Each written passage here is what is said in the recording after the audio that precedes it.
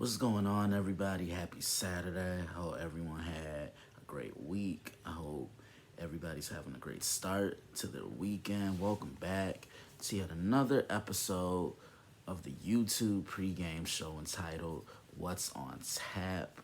Remember, I used to do this on Instagram, but like I always joke around and say, Instagram was playing with my emotions, so I just decided to utilize more of my YouTube channel. Make sure you like, subscribe, and share the YouTube channel, which is titled The Daily Blitz.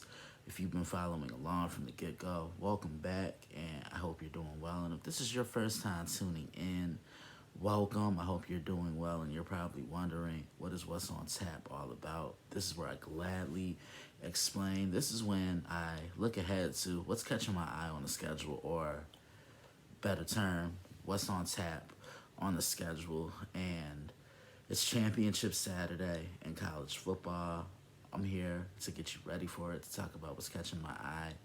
So let's dive right in. One, the madness has already started. Coming in to championship week, the four for the college football playoff and the last set of rankings were Georgia at 1. I think everybody expected that and anticipated for that to happen.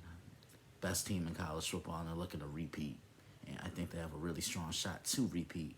2, the Michigan Wolverines. I think they're the second best team in the nation behind Georgia. I think they're the only team that can give Georgia a true challenge. You saw what they did last week against Ohio State, but it's going to be a little bit of a tough road for them moving forward. No Blake Corum. He's been the motor of this offense, and that's a tough loss. Wish him the best. He's going to be out for the rest of the year with a knee injury. I'm going to give my thoughts on that later today. TCU was at 3. They've been absolutely outstanding this year. And the USC Trojans were at 4.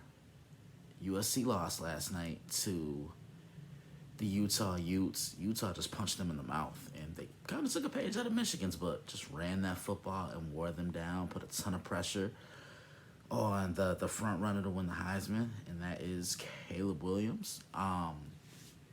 But now this opens the door for the Ohio State Buckeyes, because if everything else kind of pans out and plays itself together, Ohio State's going to be a playoff team. They're probably going to be at that 4 seed in the college football playoff. The madness has already started. Let's dive into what's catching my eye today. We have a rematch, UCF Tulane. These two met a couple of weeks ago, back in November. Tulane have a really good running back in Tajay Spears, and he's going to be the focal point today. But UCF, if you know anything about a Gus Malzahn team, he likes a lot of activity on that offensive line, on that defensive line. Offensive line pushes people around, and he believes in balance offensively. Balance still works in the NFL today. Can't wait to see that rematch. You got the MAC title today in Detroit. Toledo, Ohio. I expect that to really be a shootout, because that is what the MAC is all about. The ball likes to fly around in all phases of the game, and I don't expect much defense being played in that one. The SEC, LSU, Georgia, this would have been the game that everybody was looking forward to. Brian Kelly, first year, getting his team to the SEC championship, winning the SEC West, and they just dropped the ball last week against Texas A&M. Georgia just looking to really tune it up a little bit more. This is a home game for them. The game's in Atlanta. They play in Athens, so this won't be too far of a drive for them. Clemson, in the ACC championship, they're going to be playing the North Carolina Tar Heels. Really looking forward to that one. That's another one where I think 50 points might determine the outcome of that game, because both defenses are very shaky. Drake May is going to have his way with that Clemson secondary, who's young and inexperienced. Big Ten title game tonight. Purdue, Michigan. Michigan's rolling right now. They're getting hot at the right time. Like I said last week, they saved their best performance for last when they were in the shoe against Ohio State, Purdue.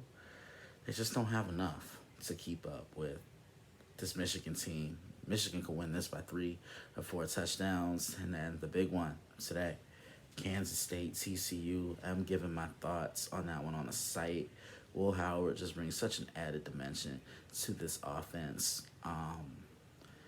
TCU, they've been the best team in the Big 12, bar none. And that's going to be a collision course at Jerry World in Arlington, Texas, another home game for them.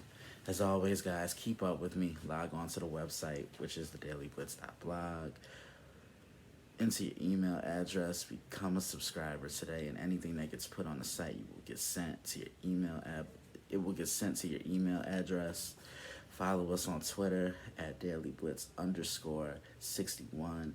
Like the Facebook fan page, facebook.com. Just type in the Daily Blitz. Give us a like. And Instagram at thedailyblitz_61. Keep up with me on the airwaves, through the airwaves, Monday evening quarterback every Monday night. I'll probably have a lot to talk about with both college and the NFL this Monday. Right after, every Monday night, catch me on Prime Sports World, the network, with David Hoffman, TJ Hopkins, Israel Rivera, and Matt James. Same on Tuesdays. Catch me on Prime Sports World. Every Wednesday, you can catch me on the Nerd Zone with Ronnie Coon, John Danzo, and Ryan Shaw. Fridays, you can catch me on College Football Showdown with Israel Rivera. Every Saturday morning, What's on Tap. Every Sunday morning, What's on Tap. And catch me on the Sports Cubicle on WCPT 820 AM in Chicago, Illinois, with Michelangelo Mercado, Dan Marver, Paul Shivari, and Devin Tingle. I will see you guys soon. Let me know who you have winning a lot of these games today, and keep sending me your football questions. Check you guys out later.